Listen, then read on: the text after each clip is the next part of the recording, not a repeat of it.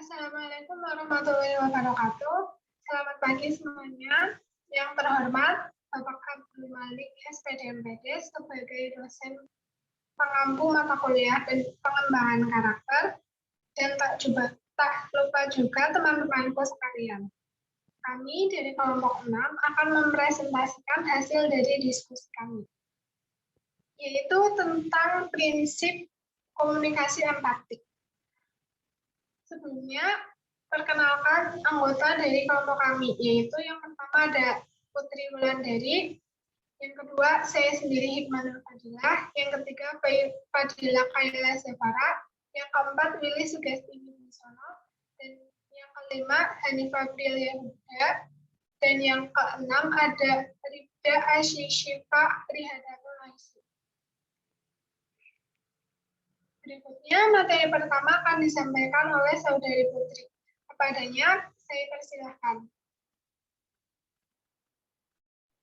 Baik, terima kasih moderator. Di sini saya akan menjelaskan kami mengambil tema prinsip komunikasi empatik ini berdasarkan buku dari karyanya Stephen R. Covey, yaitu 7 kebiasaan orang yang sangat efektif. Yang pertama dimulai dengan jadilah proaktif, lalu mulailah dari akhir dalam pikiran, lalu dahulukan yang utama, berpikir menang-menang, berusaha untuk mengerti orang lain dahulu, baru kemudian dimengerti, sinergi, dan yang terakhir adalah asahlah gergaji.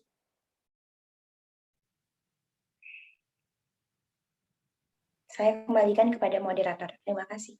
Baik, terima kasih Saudari Putri. Selanjutnya materi akan disampaikan oleh Saudari Wilis. Kepadanya saya persilahkan. Baik, terima kasih atas kesempatannya. Di sini saya akan menjelaskan mengenai pengertian komunikasi empatik.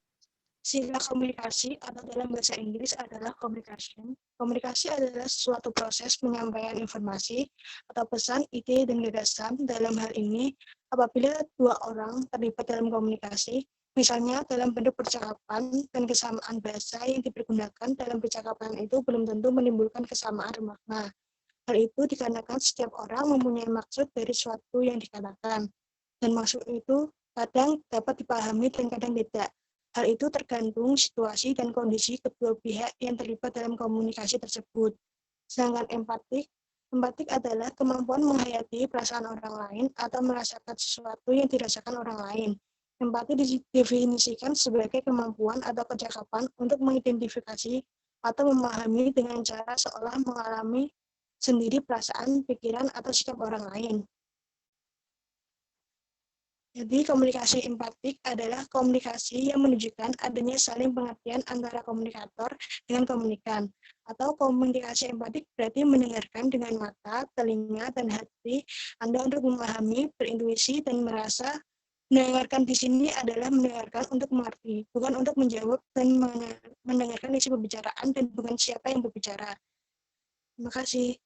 Selanjutnya saya kembalikan ke moderator. Baik, terima kasih Saudari Wilis. Selanjutnya materi akan disampaikan oleh Saudari Hanifah. Kepadanya saya persilahkan. Baik, terima kasih moderator atas waktunya. Di sini saya akan menjelaskan tentang prinsip-prinsip komunikasi empatik. Agar komunikasi berjalan efektif, para pelaku komunikasi harus memperhatikan dan menerapkan prinsip-prinsip komunikasi empatik, yaitu yang pertama, moral. Moral dalam arti cobalah terlebih dahulu mencari informasi yang selengkap-lengkapnya sebelum memberikan komentar. Jika hanya memiliki sepenggal informasi, maka jangan langsung membentuk opini dan menyatakan pendapat berdasarkan informasi yang belum lengkap tersebut. Prinsip yang kedua yaitu senyuman. Senyuman menurut Maxwell merupakan senjata yang paling ampuh yang dapat digunakan untuk membuka komunikasi. Senyuman yang tulus dan hangat dapat mengatasi berbagai hambatan dalam komunikasi seperti ketegangan, kecurigaan, kemarahan, atau kecemburuan. Dan kontak mata juga merupakan bagian yang penting dalam berkomunikasi. Prinsip yang ketiga yaitu saling suka. Saling menyukai intinya komunikasi akan lebih efektif jika orang-orang yang terlibat dalam komunikasi tersebut saling menyukai. Prinsip yang keempat yaitu saling membantu. Berusaha mengerti, baru dimengerti. Dengan mengerti permasalahannya sebenarnya, serta mengerti lawan bicaranya, akan lebih mudah untuk memahami sesuatu yang dikomunikasikan orang tersebut, dan lebih mudah pula untuk memberikan pendapat dan masukan yang mudah dimengerti oleh lawan bicara. Prinsip yang kelima yaitu keyakinan. Keyakinan pada dasarnya, manusia akan cenderung lebih percaya kepada orang yang memiliki dan menunjukkan keyakinan diri yang tinggi. Terima kasih, saya kembalikan kepada moderator. Baik, terima kasih Saudari Hanifah. Selanjutnya materi akan disampaikan oleh Saudari Fadila Khairil. Terima kasih moderator atas waktunya. Saya akan melanjutkan materi yaitu perkembangan sikap empatik. Pada perkembangannya, empati selalu dikaitkan dengan sikap. Menurut Baston, yang melakukan penelitian untuk mengetahui efek empati terhadap sikap yang menghasilkan 3 tahapan modal, yaitu yang pertama, melakukan perspektif terhadap seseorang yang dalam kondisi membutuhkan akan meningkatkan feeling empati terhadap individu tersebut. Lalu tahap yang kedua, feeling empati ini akan membawa kepada persepsi untuk meningkatkan kondisi individu. Lalu tahapan yang terakhir, asumsi bahwa individu sebagai anggota kelompok membutuhkan pertolongan. Maka penilaian positif digeneralisasikan kepada kelompok secara keseluruhan, sehingga seseorang yang berempati kepada seseorang anggota kelompok juga akan berempati pula kepada kelompok secara keseluruhan. Terima kasih, saya kembalikan kepada moderator. Baik, terima kasih Saudari Farah. Selanjutnya materi terakhir akan disampaikan oleh Saudari Rifda. Padanya, saya persilakan. Baik, terima kasih. Di sini saya akan memaparkan materi tentang aspek-aspek empatik. Aspek-aspek empatik ada 5. Yang pertama, aspek kognitif. Aspek kognitif adalah kemampuan untuk menempatkan diri pada posisi orang lain. Dengan kata lain, kita memiliki kemampuan untuk melihat berdasarkan perspektif mereka. Untuk empati kognitif berguna dalam negosiasi dan manajerial. Yang kedua ada empatik emosional. Emosional berbeda dengan empati yang hanya melibatkan kognisi. Empati emosional dikenal sebagai penularan emosional karena memiliki kedekatan pada aspek emosi. Empati ini dianggap lebih jujur dan tulus seperti perasaan anak-anak.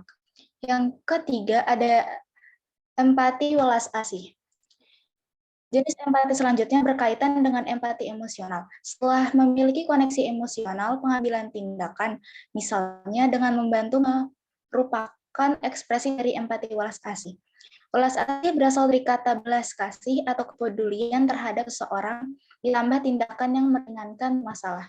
Yang keempat, ada empatik somatik, yaitu dirasakan ketika orang lain merasakan sakit secara fisik.